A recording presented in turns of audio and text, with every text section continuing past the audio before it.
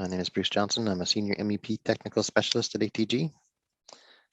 Let's see if I go to my PowerPoint. I can go at least to there to my next slide. So today's session is going to be on CTC Hive, Content Management Explained. So instead of talking about every little detail about Hive, we're going to do more of an overview of maybe why people should be looking at Hive in the first place. So like I said, I'll leave this as open as I can if you want to ask questions or whatnot, the chat window or the Q&A component within the Zoom windows should be your best way to do that. I don't know if I have a way to unmute mics or anything, so it'll be more discussionary, but I will try to answer any questions that you have during the session. So as far as our content today, again, Bruce Johnson, Senior MEP Technical Specialist with ATG. I've been in industry since 1993 with Autodesk products, teaching, consulting, training, selling, and past 13 years before ATG, I've been doing a lot of BIM management on the MEP side, which also included implementing Hive as well as the rest of the CTC tools. So if you guys have questions on it, even at a very entry level versus very high level, if you've had a demo of it before or whatnot, ask any questions that you like. I'll try to get them all answered as we go. There is a new version of a Hive out now. If you haven't heard about that, there's a 20 version, I believe it is, and that is also compatible with AutoCAD now. Before we could store AutoCAD DWG files in Hive because we can store just about any digital file format, but now we can also index out of AutoCAD, being able to take blocks from AutoCAD and store them in Hive individually.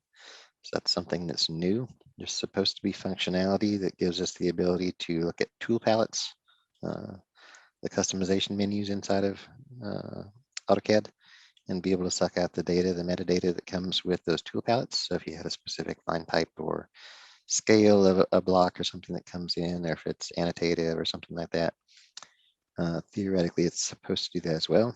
I did some tests of that a couple of weeks ago. I was able to do most standard blocks without any problem, but I was having some issues with some MEP parts that were objects, things that would be necessary to have a proxy object or something like that. It wasn't doing that too well yet. So probably some more development that needs to happen on those. And I'm not sure if it can do like a Civil 3D style or something like that as something that could be imported. So I haven't been able to test all that out in the AutoCAD side since I'm mostly a Revit person, but I'm kind of excited that we can support the Autodesk world across Revit and AutoCAD, and potentially in the future, things that come in, say Plant 3D, Civil 3D. So hopefully objects like pipe networks and things like that should be in the future. I don't think they're in there now. So just kind of a heads up on what's to come, or hopefully what's to come. Well, I'm not going to promise anything. Occasionally CTC will hit a roadblock and not be able to get something out that they thought they could get. So until it's actually in the product, I try to stay away from making assumptions on what they're going to do. But support of AutoCAD is definitely a good thing, especially with so many small projects and things that you're trying to get done, or do renovation jobs or something like that. You have the ability to throw things in there and use multi-platform now. So as far as the CTC Hive explained, my goals for this webinar today would be that we introduce Hive and content management. So the broad strokes are learning how a CMS differs from file folder storage, navigate file structure to quickly find what you need, and examine what the return on investment will actually look like. So to me, those are kind of simple, broad overview strokes of what we should be covering today. And as we deep dive a little bit further, some of the stuff I typed out here, I'm trying to hit the high points of content management discussion points.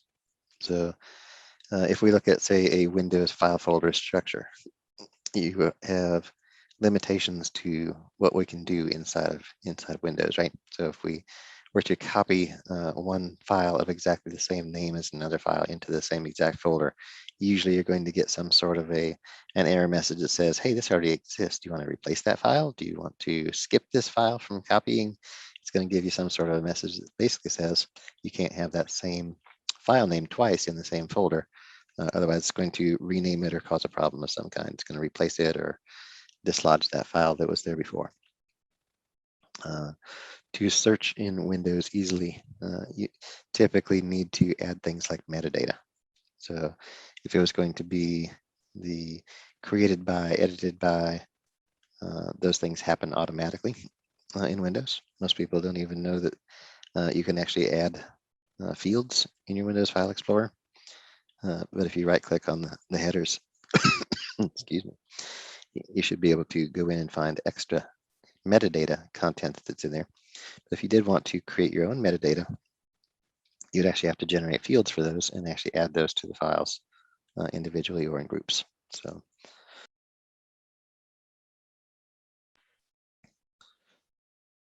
So trying to find things or index things in Windows, not as easy as necessarily it could be if we use something like a database, right? That would be a reason that a lot of firms go to solutions like SharePoint, so they could index, say, an entire server and then search all that metadata, even if it's metadata that they created themselves, and actually find the content that they want. But then again, it's not necessarily the same ease of access that you would have inside Windows File Explorer to do like a file load or something into a CAD program. So when we discuss a little bit about how do we find data and how do we search for data, having a database method, something that's indexed in a way that gives you more power, is obviously going to be a good thing. It's going to let you find things faster and be much more detailed in your search. So that'd be another reason to look into a content management system. Hive unto itself indexes those components automatically, including the year versions. So if I had 2018 content and 2020 content, I could put both of those things in Hive. They would exist in the same folder at the same time, even with the same file name. They would exist side by side, and Hive understands that one is a different version than the other, and therefore it would index them as two separate objects and be able to show them in the same database. So kind of neat stuff when we talk about the differences between file folder structure and how Hive would actually store an index.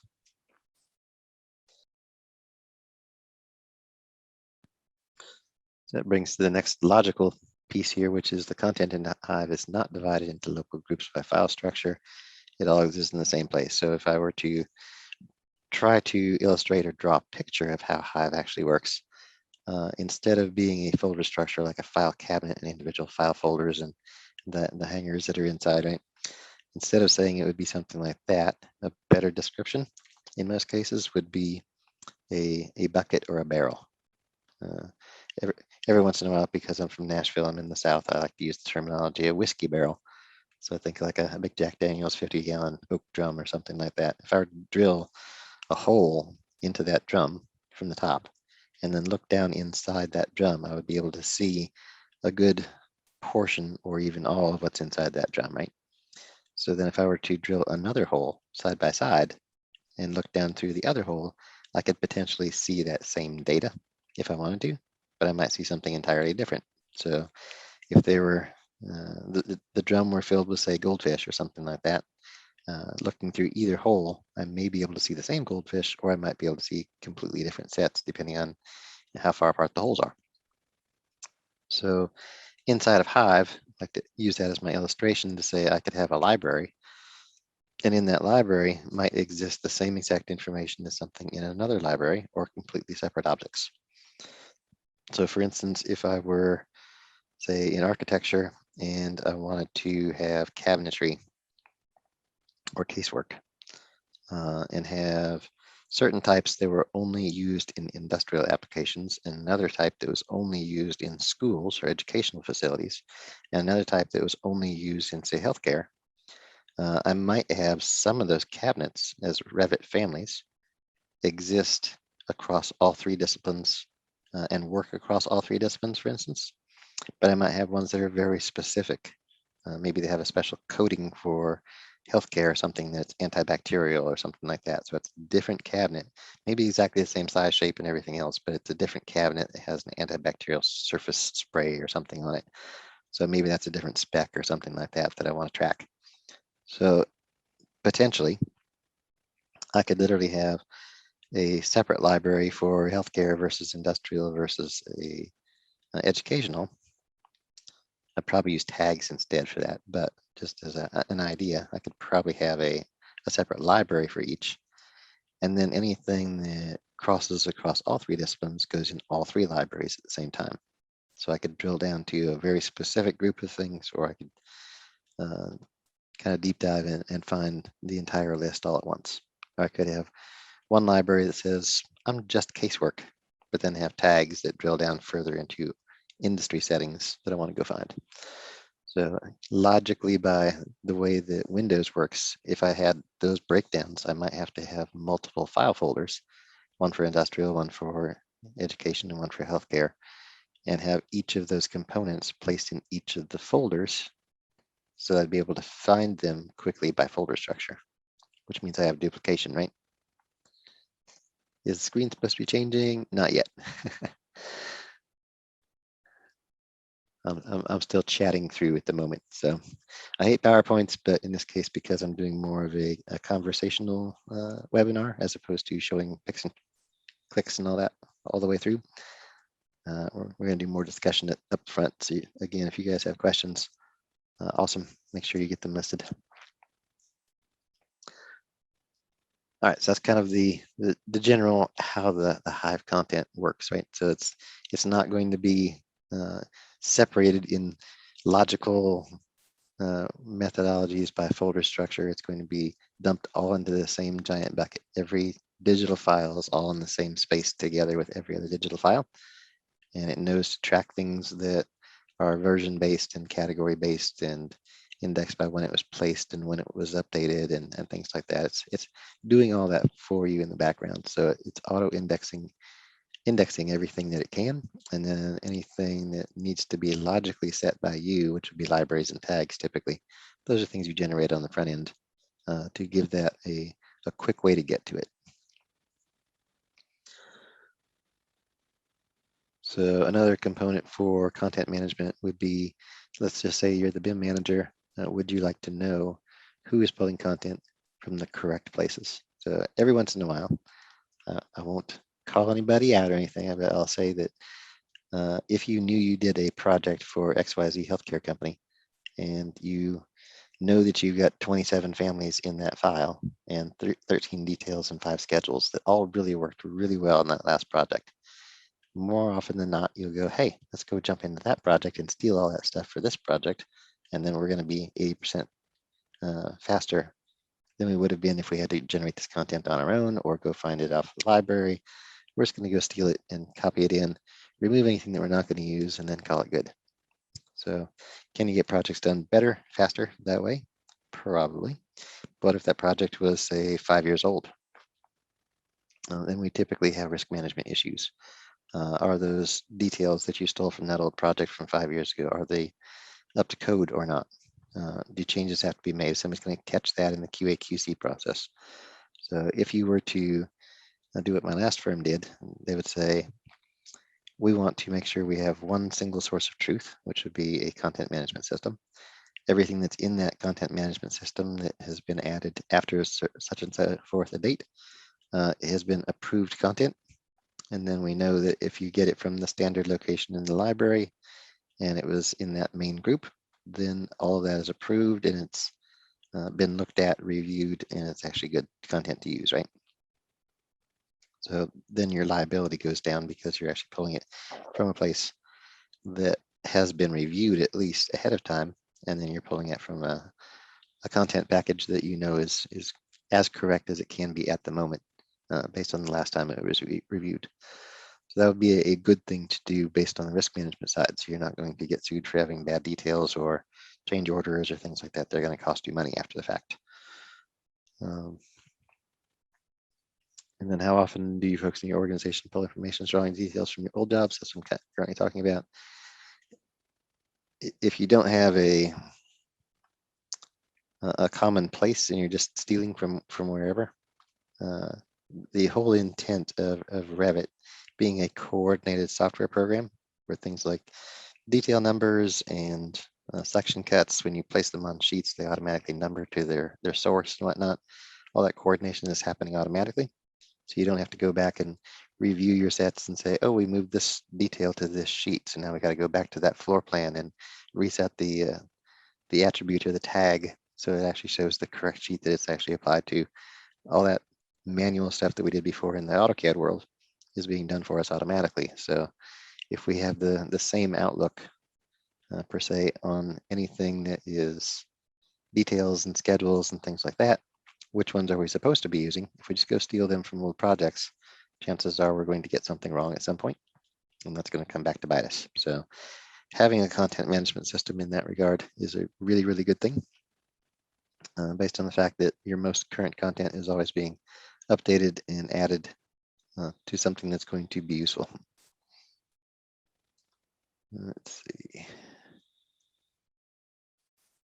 Some discussion points. All right, so who are the candidates for content management systems? Usually when I do a demo, specifically for a company on Hive, the first thing I ask is, do you have multiple offices? So anybody who has more than one office and you have to share content across multiple file servers, usually a number one candidate, like right now, to have a content management system of some sort. Occasionally, I will see a company say, we have the best IT in the world, and the thing that gets me super happy is that we have a virtual environment where everybody is working on virtual machines no matter where they're at. They're all in the cloud. Even the machines are in the cloud. All of our Revit licenses are managed in the cloud, and they're all in the same place on the same file servers. So everything is super fast because it's all in the cloud. That's probably like the ultimate solution, but also very costly to have virtual environment machines. Usually it's 2 to 3 times as expensive across the board to do something like that. And if you've already got BIM 360 and you have a content management system like Hive, then no matter what computer you're on, whether you're at home or wherever that might be, you should be able to work very, very quickly in the cloud, even on your local machine, whether that's, again, in the home office or in your normal office or at Starbucks or at the customer site. As long as you have a good internet connection, you should be able to do the same amount and type of work as somebody that's in an entirely virtualized office. So always a good thing to consider there. All right, I see a question. When importing users, I receive error message called import users error via email that says the file is empty. What needs to be in the Excel file that is uploaded? If you already have Hive, this is from Philip, so you're doing a demo or something like that, you're trying to figure it out, there's a import button and there's an export button. Usually what I do in Hive for most users to get started on that, if you want to like add a group of 10 people or something like that initially, would be to go to the create user, create one user, either yourself and or a power user, and then do the export from there. And that will give you the template with at least one set of fields already filled out, so you know exactly what those are. In that case, once you fill out, say, the next 10 users or 100 users, however many people that you have that you're placing in Hive, then I would import or save that Excel file and import it back into Hive, and that will bring all those users into Hive. The other component of that, which you have to be a little bit aware of, is that when you import users into Hive, or you've created them user by user, it will send them an email that says, hey, you've been added as a new user to Hive. So if they don't have Hive installed yet on their box, that might be a very confusing email. I actually did mine initially in my last job with a tool that imports Active Directory. There's a tool that comes with Hive specifically for that. It works fairly well if your Active Directory is clean. If you've got 25 groups and some of those are old groups and some of them are new groups, and you have certain users that are engineers or have admin privileges or accounting privileges or other users don't or whatnot, it becomes pretty convoluted pretty quickly. So you could actually export your Autodesk user list for your software licenses and import that into the Excel file and then load that in, and that's actually pretty quick. But just beware, if you haven't loaded Hive on the actual user machines, I wouldn't add them in the user list yet. Otherwise, they're going to get a confusing email that says you've been added, but they have no software to run. Let's see, there's another question. Will schedules in Hive maintain formatting in the conditional format, adding formulas and color? I believe there's no issue with conditional formatting and formulas and colors. That should be maintained. Essentially, when you load schedules in, I just had a user ask me this question about an hour ago in a meeting because he had a couple of questions when he was doing his demo over Hive. Essentially, he said, well, I'm trying to export my schedule to an individual Revit file and then load the Revit file, the RVT, into Hive, and then it gives me an error that says this load failed.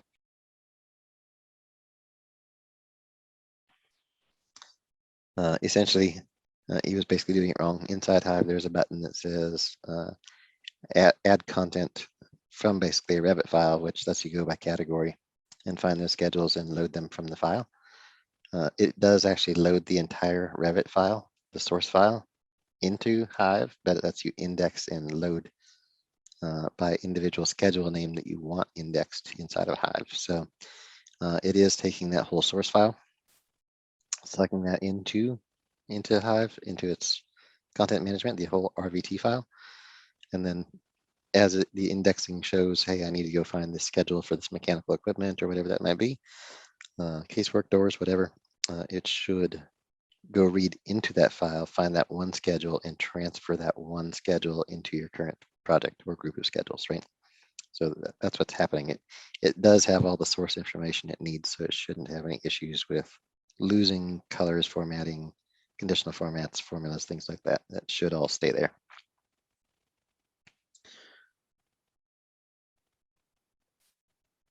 Let's see. So to follow up, it says you cannot transfer project standards in main conditional formatting. I believe that's accurate, yes. What happens if you move the source file from the original location? The source file is embedded in the cloud in that case. So even if you lost the source file, you would still have the cloud version. One of the other things that's interesting about Hive is that when we talk about doing uploads, there's a couple other tools out there that do content management systems. One is a file server based system. So it indexes what is on your file server, and then you're still needing to be in the office to be able to use that system or through a VPN or something like that, right? The other is a 100% cloud system where no matter where it came from, it doesn't care anymore. So those are our competitors. Inside of Hive, we have a couple different ways to do configuration. So if you had a client like a Department of Defense or something like that that says you always have to host everything on your file server, you can't have anything off the file server, you can't have anything in the cloud, Hive can index what you have on your file server in the cloud so that you have a way to access the database of information, and then it maintains that link, so you're actually pulling the data directly off of your file server. So that's one way to get around that. The cloud at that point is only hosting the indexing and not the actual content. Then there's a way to actually set it so it prefers to be cloud content only. So once you've uploaded it, it disables the link back, right? But then there's also a hybrid method where Hive understands that when you're in the office, you're actually pulling from the file server because it's faster than the cloud, faster than using the internet, right? But if it can't find the actual version on the file server, it will still pull it from the cloud. So you'd actually have basically your original source location, and you'd have the cloud location. If you have no access to the file server whatsoever, the office goes down, loses power or something like that, but you're working from home and BIM 360, then you still got your Revit files you can download and load local, right? And then you still got your cloud versions of content where you can download those directly into your project. So anything that pulls directly from the cloud also caches onto your local machine for 30 days by default. And therefore, if you needed that same family 7 days from now, but you forgot you've already downloaded it once, it would automatically say, hey, I have that cached. I'm going to pull it from the cache location. Unless, of course, there was an update, in which case it would pull it back from the cloud again. So there's a lot of logic behind Hive and how it actually finds data. It's really, really good because there's multiple methodologies you can use with Hive. So again, it's a very robust system, and it's potentially a true hybrid where you're going to get the fastest speed, the best content, the deliverables that you've placed into it. All of that's working toward better content management. So if I go back to the rest of my PowerPoint here, this is basically my last slide. So hopefully we'll get through this and I can actually show a few things here and there. My voice holds out. The current solution is VPN. VPNs are notorious for being slow. There's some really good VPNs out there and there's some very bad ones. So if you're working over a VPN using Revit and pulling your files through the VPN off of your file server, that's been notoriously bad for a lot of companies. Some do it very well, but most do it kind of poorly. If you use a Dropbox or Box and those types of solutions, usually there's some issues with keeping it updated correctly and things like that that have been reported back to me when I do some of my Hive demos that, yeah, Dropbox is just not the right solution for us. Should we use SharePoint? We talk about SharePoint and other tools and how they index and why. And the methodologies behind most of them just are not as clean and nice as what we can do with a content management system. Newer work environments such as home offices, because COVID is still in excuse me, in areas somewhat rampant. So if you're still working from home, or if you worked from home during the last year and said, you know what, my productivity is up like 25% because people aren't talking to me all day, unless they hit me up with a instant message or a chat window or something like that, I can get more work done, right? So if you've proven that and you want to work at home, then having the ability to use BIM 360 and or a content management system is going to let you maintain that productivity rather than say go back to the office and then people walking by your desk want to know about your weekend and whatnot. It's not usually happening in a home environment. BIM 360 and Collaborate Pro usage is up. So more people are working in the cloud already, but not having their content in the cloud might be a detraction for trying to get your work done quickly. A lot of times, if you don't have a content management system, you'll have everything loaded in the template, as opposed to having a nice lean template, which is a lot faster to start out. And then you load things as you need them, and the file builds, of course, over time. So the idea behind having a content management system, demand loading only the content you want instead of entire libraries. I've had guys that on the MEP world would go in and say, I know I need a valve, and they go to the file folder in Windows and they find my valves folder and they see there's 27 of them in there, but they're not sure if they want a ball valve or a gate valve or a pressure relief valve or something like that. They're not real sure, so they just highlight the entire folder and hit load families, and it loads all of them. And they only needed 2 for their entire project, but now they've got 27. Happens all the time. But within Hive, we also index all the parameters across all the families that we want automatically as well. So if you're looking for a very specific thing, like a class 350 flanged fitting or something like that, we could go in and look specifically for that in Hive, find exactly the one we want with the right fitting dimensions and everything else, if those are parameters, and then be able to insert just that one object that we needed.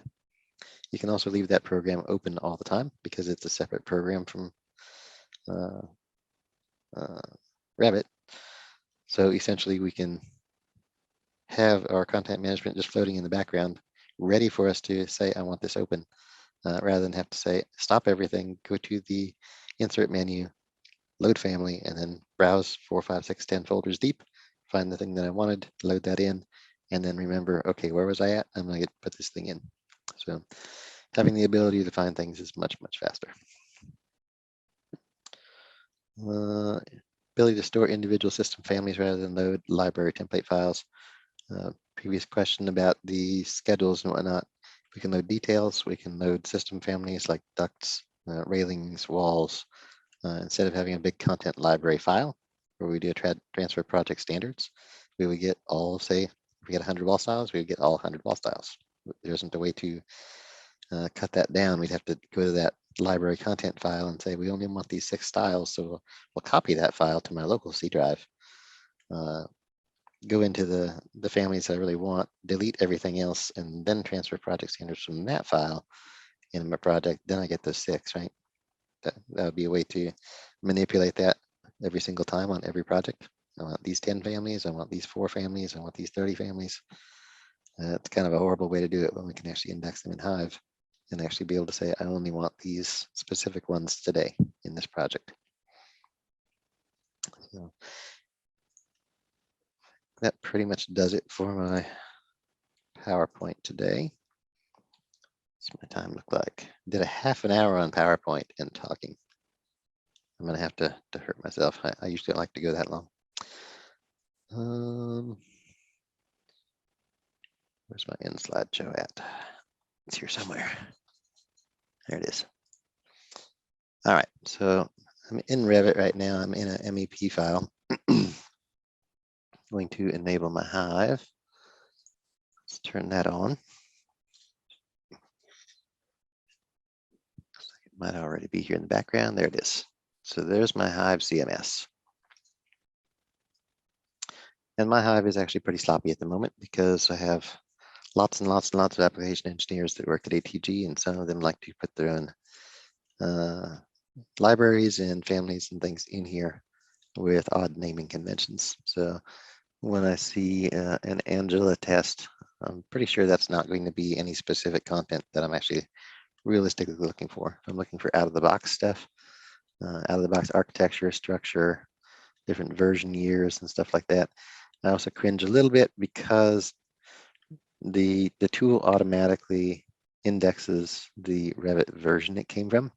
So I don't actually need to say, here's my content library for 2019 and 2020 and 2021, 2022. I don't actually need those embedded in my Hive because Hive's already doing all that work for me. So this is getting more and more sloppy as we go through the years of Hive, just because all of our libraries are being slated for doing some very specific demos or working on very specific projects or whatnot. So this isn't the actual way that I would go through and set this thing up for myself the first time. So just first disclaimer, right?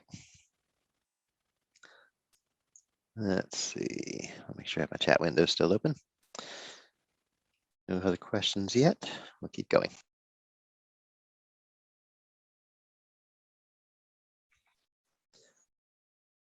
All right, so somebody's added recently an AutoCAD folder to do some testing and whatnot. So anything that's in here as a library, again, all the stuff that's in the entire system is all in one big bucket.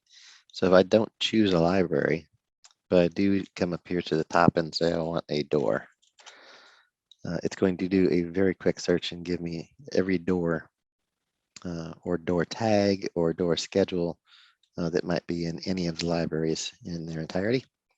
And at the bottom, it usually starts showing me, do I want to load more? But if I continue to scroll down, it will continue to just load on demand, however many that are in there. Something new is there's a number loaded and number found. So that's actually new in the most current versions within the past couple of months. So instead of load content, now it's just scroll. So it continues to load things that it found based on order of priority. If you have favorites in here, it'll throw your favorites to the top. Those are usually done with this little heart.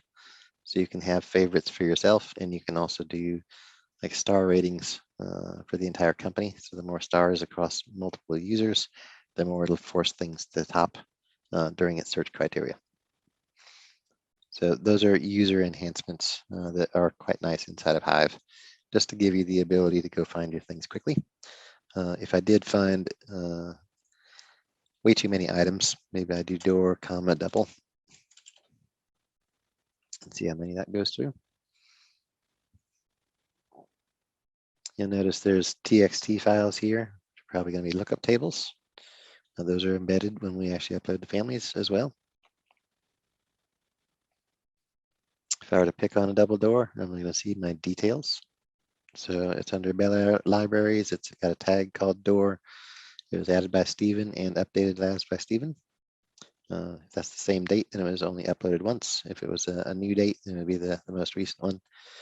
Revit properties, it's a Revit category of door. It's an Imperial Units. It's in the current 2018 version. And we have, looks like 5 types in there. So one of the other cool things that this does, if you have a lot of type catalogs or you're thinking about building a lot of type catalogs in Revit, you don't actually need them if you institute Hive. Hive will actually, as I load, ask me which of these types do I actually want to load. So if you either double click on the object or you right click and say load, it will show you the types that are available to us. I'm in 2019, but it's a 2018 version. So as I hit load all types or load selected types, I pick on one and say load selected types, it will load just that one type, even though it does not have a type catalog embedded into it. So if I had a piece of casework with 75 type sizes or something like that, and I was the BIM manager saying maybe I don't want to build type catalogs for 47 different families times 75 different versions or sizes.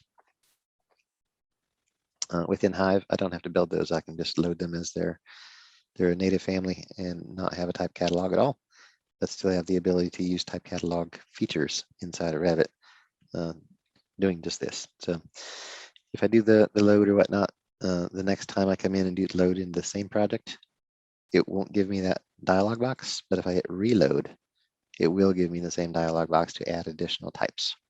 So it's just user interface type stuff. We can also manage libraries. We can add libraries and or remove libraries if they don't apply anymore. Excuse me. We can also add or remove tags as necessary.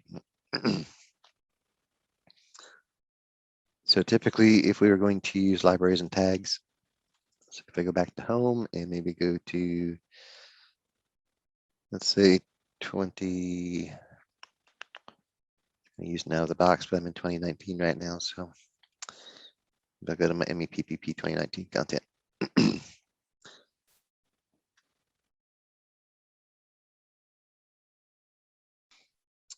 So within this library, if I'm trying to find something specific, I could also go into tags.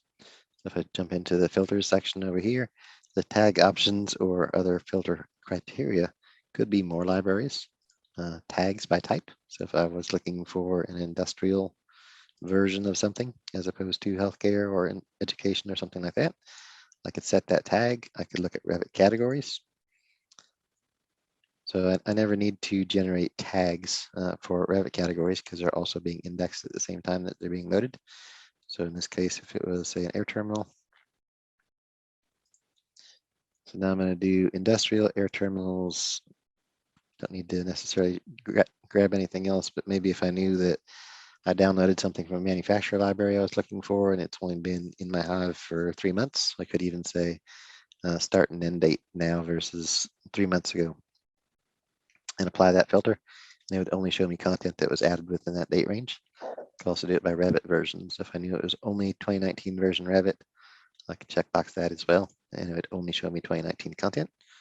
So I hit apply. We'll see if I have any industrial air terminals or not. Probably not. For filters, check none. There we go.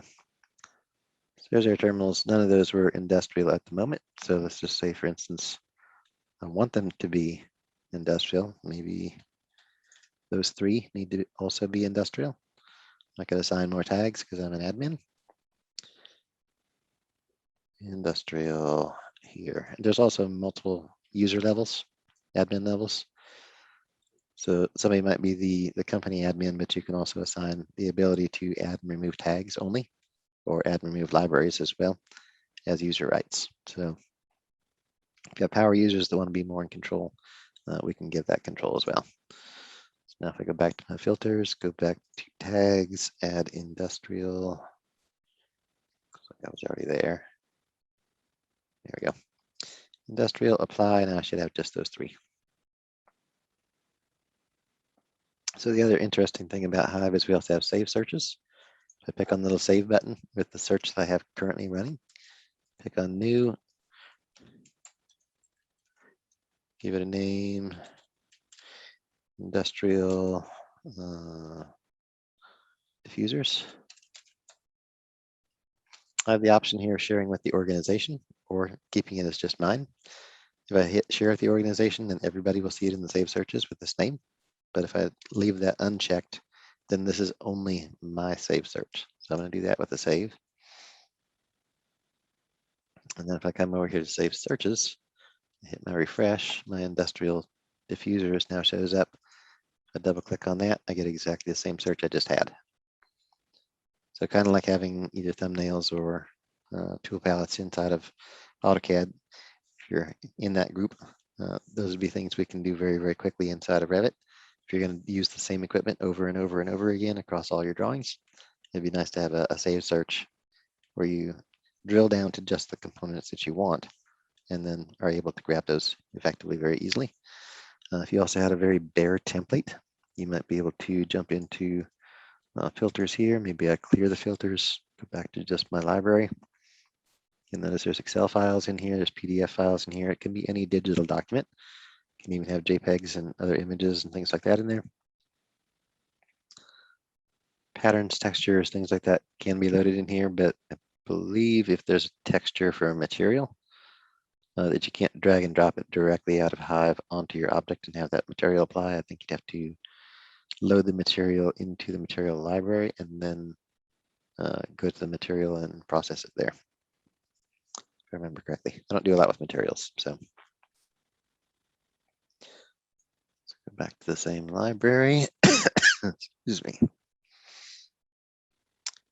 Coughs sneak up on me every once in a while. So again, filters, if I look at my tags, if I had a very lean template, I could do something like down here. Add like a Z underscore ZZ or something like that. So I've got commercial template, healthcare template, industrial template. If I were to have, say, my entire mechanical library in, as just say my MEP library, I could have tags associated to things that should be in my template, but I don't necessarily want them to be in my template. So if I were to come in and say, I want to assign that tag and then see only the stuff that is related to that tag, those might be sheets, they could be details, they could be sections,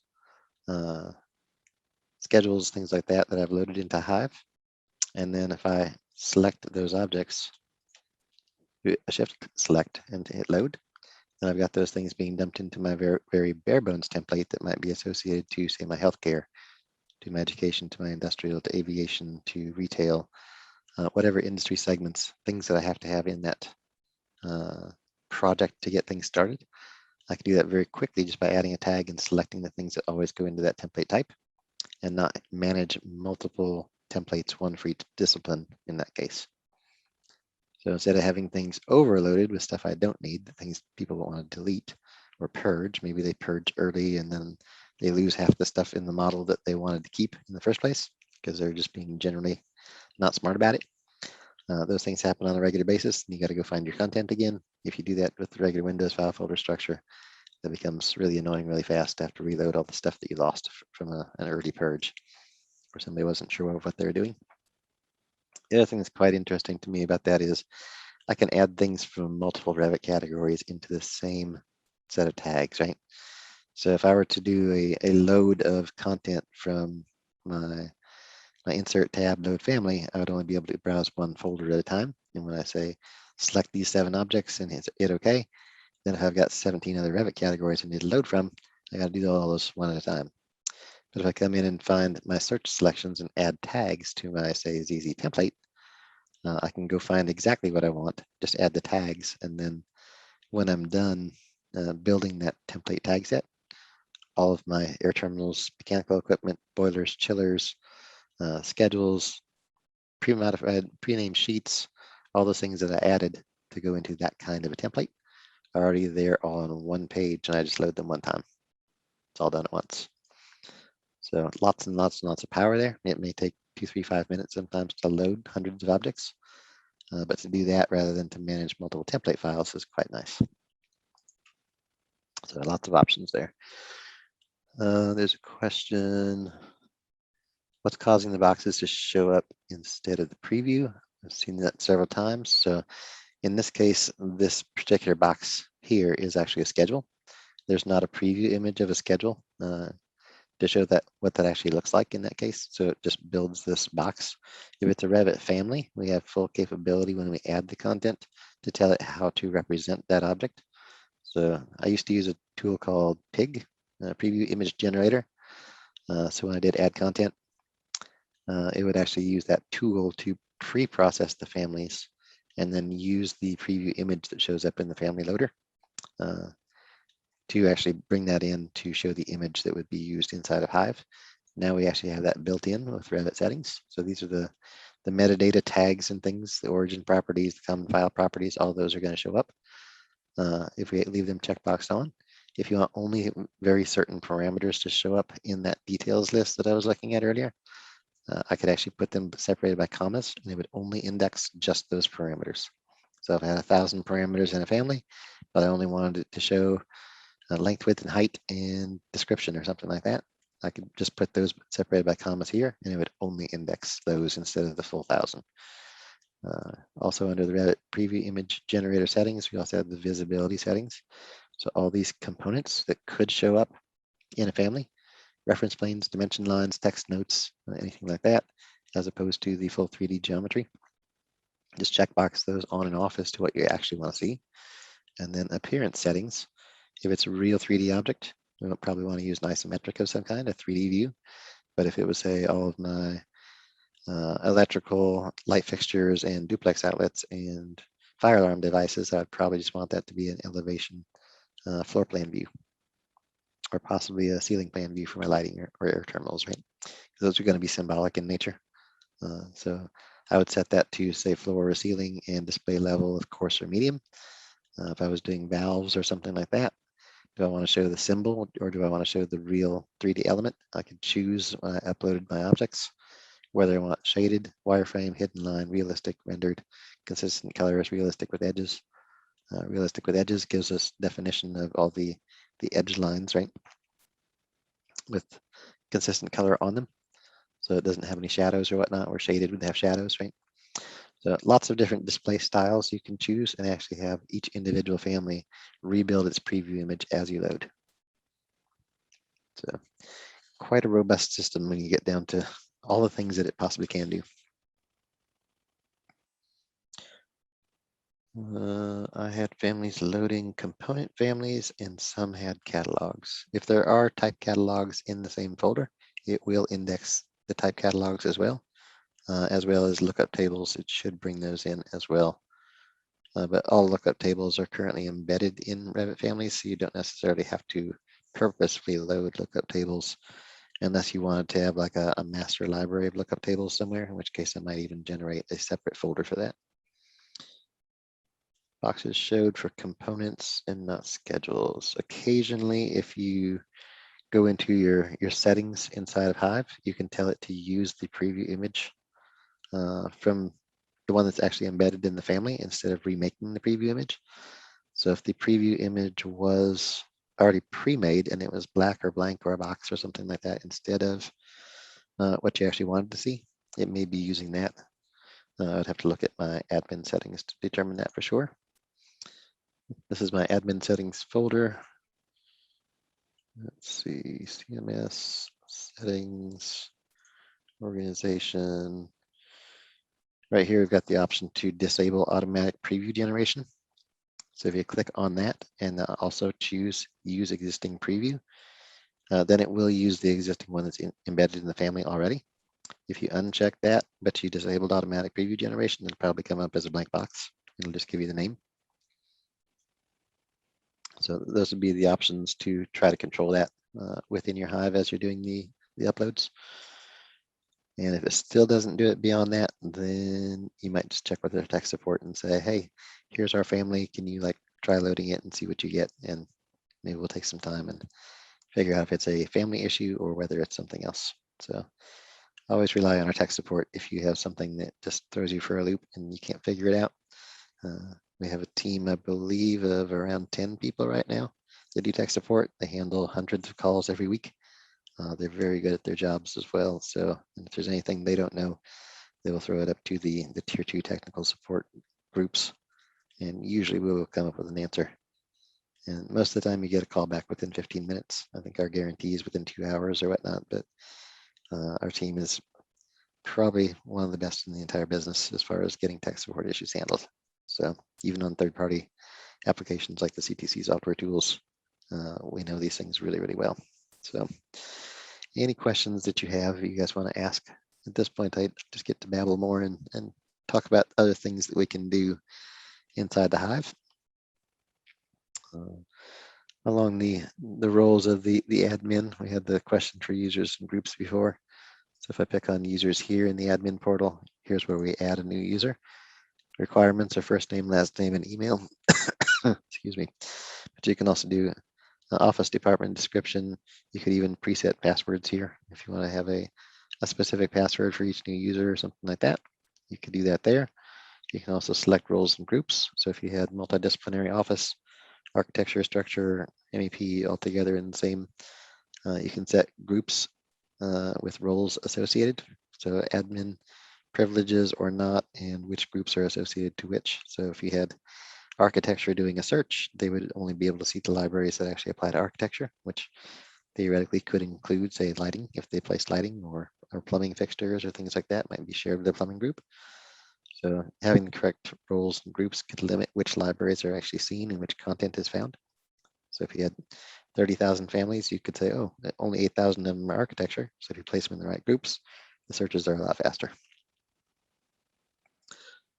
Here's the import and export list of users that I was talking about earlier. So if you were to add at least one user and then do the export, open up that file, add the new users that you want to add, and then re-import that list after saving.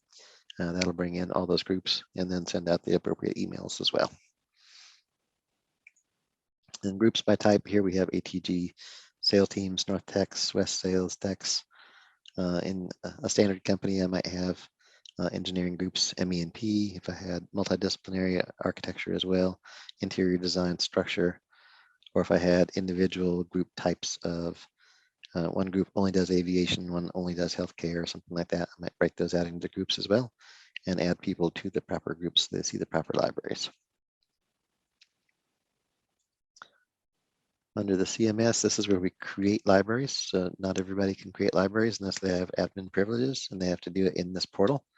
So new library names, naming conventions, and also tags and their naming conventions, being able to edit those and choose your organizational settings on how those things work, as well as the dashboard. The dashboard also gives us the ability to have enterprise-based data. So if we want to have an overview of how many users we have, how many projects are currently running, user statistics, users by office, by department, some of this analytic stuff is quite nice because we can even look at individual user machines, see which Revit versions are on them on the IT side, Revit add-ins that have been added to those machines. Some good stuff in there. On the CMS portion of the dashboard, total number of libraries, total number of tags, how many pieces of content do we have loaded. So this doesn't have to be just Revit content. It could be specs, it could be PDFs, Excel documents, Word documents. It could be images, anything that you want to store. It's quite possible to do that. Let's see if we have other questions here.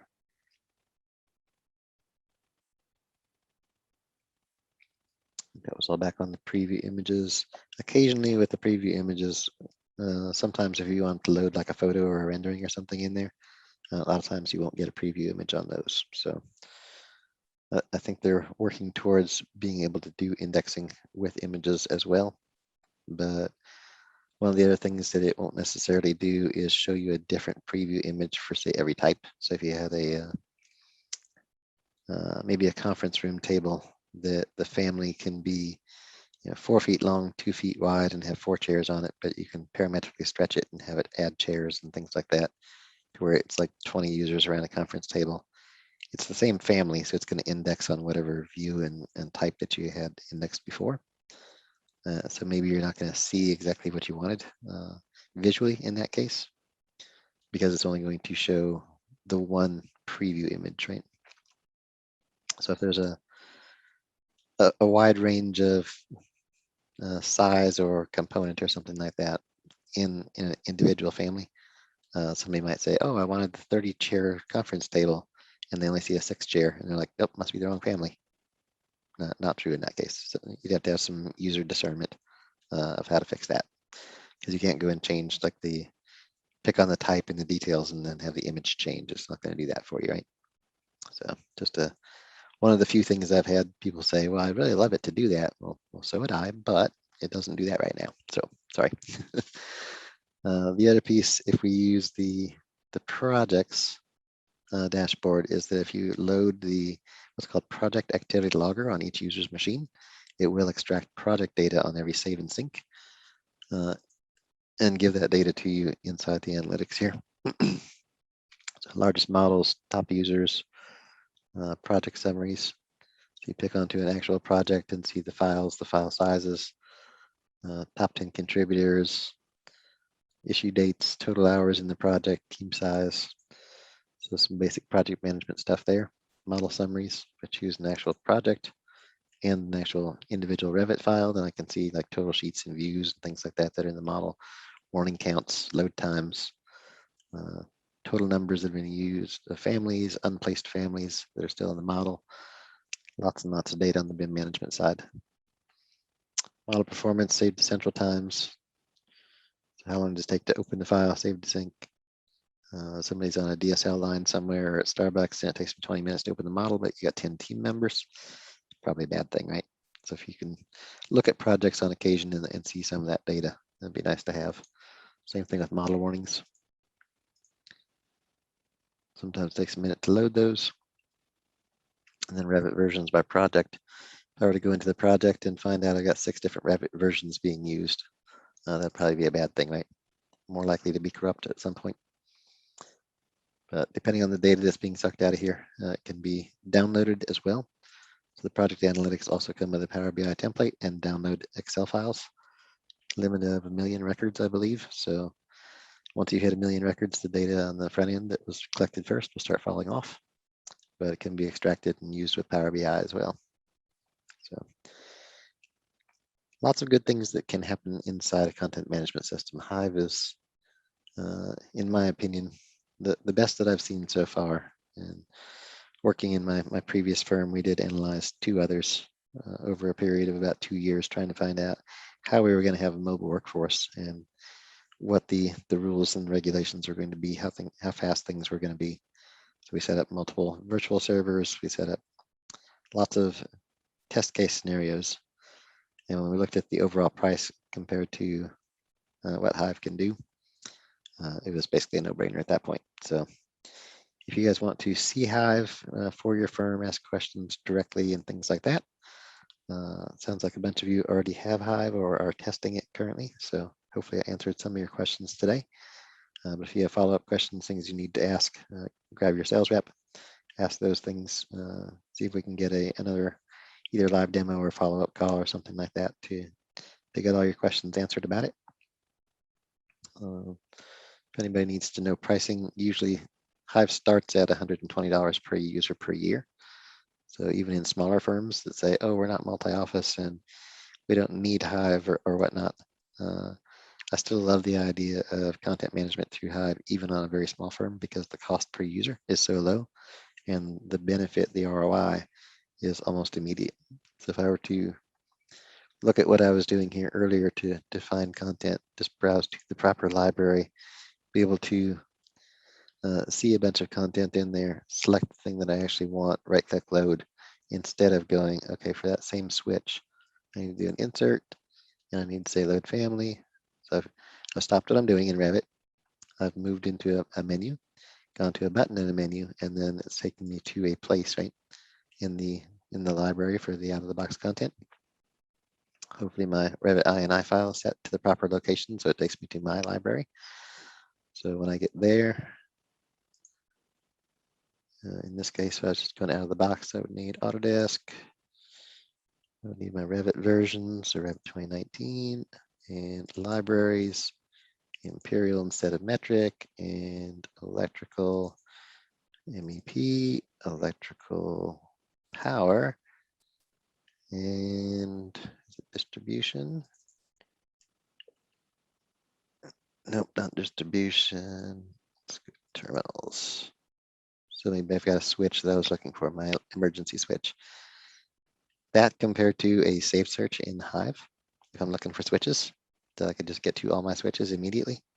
And if I wanted a very specific type like emergency, I could just type the word emergency and only see that one thing in the Hive. That's major difference in how long it takes me to get to just to load an object. So if I were to open that and wait for it to load, then I'd be able to place that object by going to families and whatnot, right? Now Hive's going to say when it loads, put that on my cursor instead of having to now go find it in my families, or go to my systems tab and go to fixtures and then go find my equipment piece that I was going to place.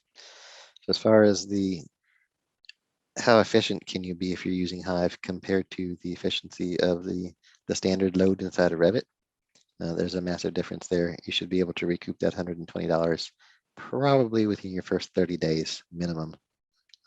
If your stuff is labeled correctly, indexed correctly. Usually I say that's a 6-month process to like truly fine tune Hive in those cases, because you're going to want to enlist user groups of people who are using Hive on a daily basis. How can we make this better for you? Which extra tags do you need? Do you need save searches across the company that everybody uses the same things? Do you want to have individual ones on your box that takes time for you to do a few searches and refine your search to get exactly what you want and save those? But within 2 to 3 months, you should be easily paid for the $120 cost. If you're a 500 user firm, it's only like $75 or $80 or something like that per user per year. So to recoup that cost again is very, very quick. Any other questions I can answer today? We're just past our time already. I'll watch the chat here for a few minutes. If you guys are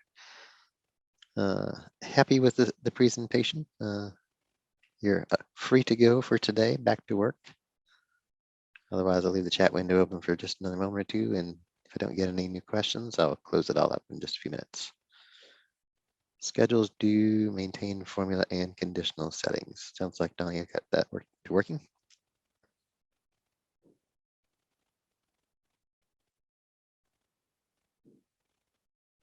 And because it's pulling directly from one file to another in the individual schedule, I would expect there wouldn't be any challenge with the conditional settings, formulas, and/or colors. If you're using a conditional format for like a percentage or something like that, or a range to check values inside of a schedule, those should all work just fine.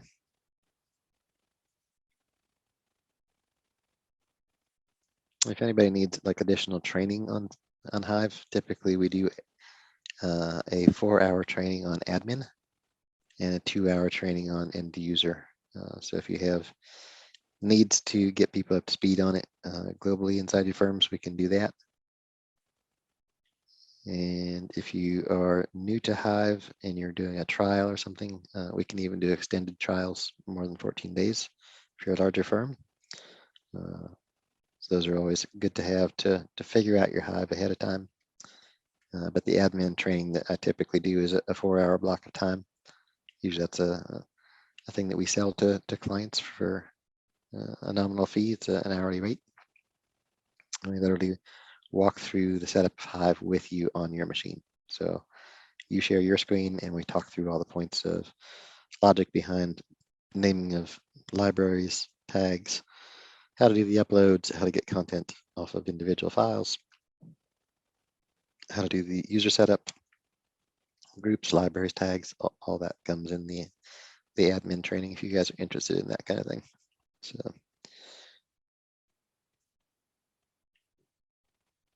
any other questions?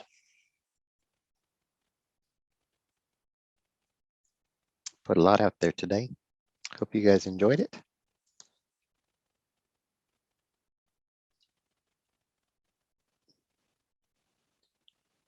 All right, I'm going to stop sharing my screen, but I will still take a few questions if you have them.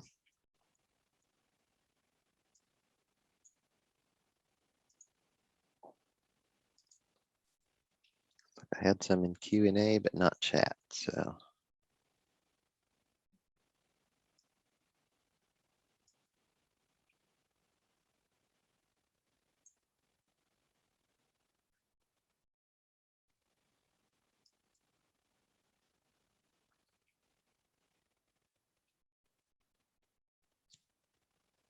All right, not seeing any new questions. So I'm going to close it down for today. I'm glad you all came. If you have more questions or need follow-up, let us know with your sales rep, and we will take care of you from there. Thank you.